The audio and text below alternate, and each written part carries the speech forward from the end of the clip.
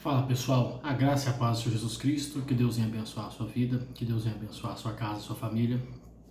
Hoje eu venho trazendo um pouco sobre estar na presença do Senhor e ter o coração renovado na presença de Deus. Eu vejo que muitas pessoas, devido ao que anda acontecendo no mundo, aí afora, e até mesmo no nosso país, no Brasil, em nossas cidades, a violência, o caos, os muitos acontecimentos e catástrofes que têm aparecido repentinamente, muitas das vezes, tem deixado o coração desfalecer, tem deixado o coração cair da fé, tem deixado o coração desistir de Deus, desistir da presença, tem esfriado no amor de Deus, tem esfriado na presença de Deus. E eu vim trazer um vídeo para você ser edificado, ser restaurado, ser tocado de volta, trazido de volta. Você que está aí distante da presença de Deus, distante da vontade de Jesus Cristo, que Deus possa te trazer de volta, que Deus possa te buscar, que Deus possa te alcançar em nome de Jesus.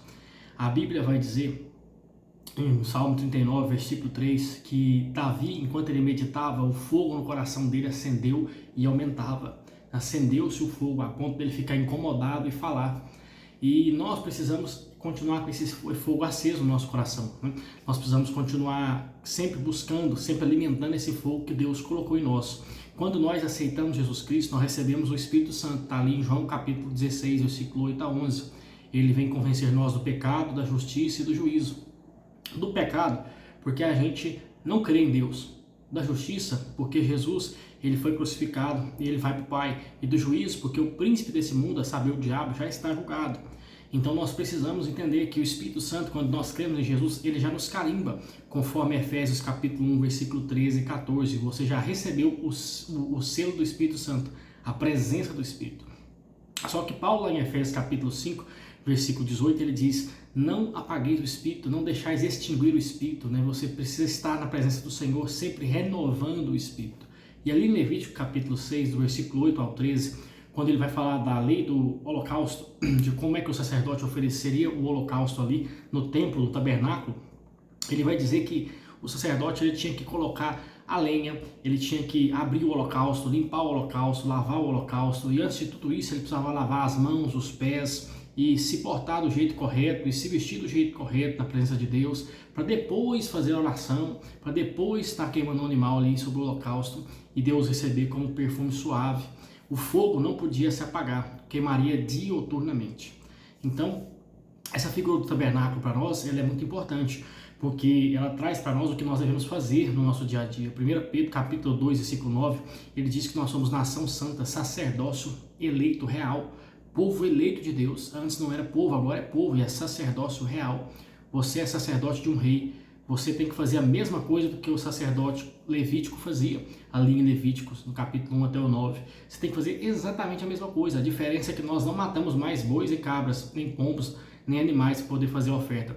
Nosso sumo sacerdote Jesus Cristo já morreu no nosso lugar, já fez o holocausto no nosso lugar, mas eu e você precisamos acender o holocausto, precisamos oferecer nossa oferta, como lá está em Romanos capítulo 12, versículo 2, oferecer o nosso corpo, nosso culto racional, um sacrifício vivo diante de Deus. Dioturnamente você precisa estar limpo, limpar o seu coração, limpar a sua mente, limpar a sua alma, se esforçar na presença de Deus, confessar os seus pecados, se voltar para a presença do Senhor em oração, em humilhação, em quebrantamento, porque senão nós vamos nos afastar da presença do Senhor.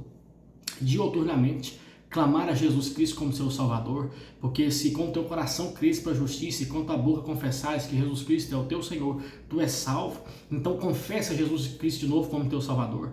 Busca Ele de novo, arrepende-te de novo, volta-te a Ele de novo, abraça Cristo de novo, abraça o Jesus Cristo que você serviu um dia, que você se desviou, que você deixou o fogo apagar novamente. Pede Ele para reacender o seu coração, reacender o seu fogo, reacender a sua paixão por Ele, para que você possa estar na presença dEle. E nós precisamos também entender que as ofertas têm que ser feitas, você precisa se esforçar, se agoniar em oração, você precisa se agoniar em jejum, você precisa se agoniar na presença do Senhor para você poder receber a presença dEle, você precisa pedir, você precisa clamar, angustiar a presença mesmo, é angustiar, É você sofrer em oração, é você sofrer em luta de oração, é você buscar a presença de Deus incessantemente. Como está lá em Tiago capítulo 5, versículo 17 e 18, diz que Elias orou com instância, com poder, com força, como se estivesse dando oração de parto, né? Alguém que está passando trabalho de parto, alguém que está passando sofrimento por conta da sua oração, e não choveu, depois orou de novo e voltou a chover, e nesse meio tempo ele ainda pôs fogo no molhado, ele ainda pôs fogo no holocausto, ali em 1 Reis capítulo 18, a partir do versículo 30, contra os profetas de Baal. Então precisamos colocar nosso coração em Deus, nossa oração no Senhor, a suplicar, a buscar, a somente sair da presença dele somente quando nós tivermos certeza que ele respondeu a oração. E é por isso que eu e você não podemos desistir. E outra coisa que eu queria dizer aos irmãos é que você precisa estar meditando na palavra, você precisa reacender o seu fogo da palavra de Deus, você precisa buscar o Senhor, você precisa estar sempre em leitura da Bíblia, sabe? Eu costumo dizer que os novos convertidos, eles precisam de ler os evangelhos, os 4 evangelhos, Mateus, Marcos, Lucas e João, entender eles, a saber muito deles, a ler bastante sobre eles, para entender quem que é a pessoa mais importante das Escrituras Sagradas, que é Jesus Cristo. Depois disso, ele tem um entendimento da criação, ele vai ler Gênesis do capítulo 1 até o 50, depois ele vai ler Salmos, depois ele vai se dedicar a Provérbios para saber como é que vive, e só depois ele vai ter a capacidade de entender os livros como Êxodo, Levítico, Deuteronômio, Números, e por aí vai. Então nós precisamos seguir uma linha de raciocínio, e aqueles que já têm muito tempo na fé, por talvez saberem muito, por talvez estarem há muito tempo já calejados do Evangelho, eles deixam a prática da leitura da Bíblia, a prática da leitura e da meditação bíblica, perdão, eles esquecem disso, eles não fazem disso um parâmetro para a sua vida, ou eles tinham muito disso e eles deixam conforme o tempo vai passando, eles perdem aquele fervor, perdem aquele amor a Deus.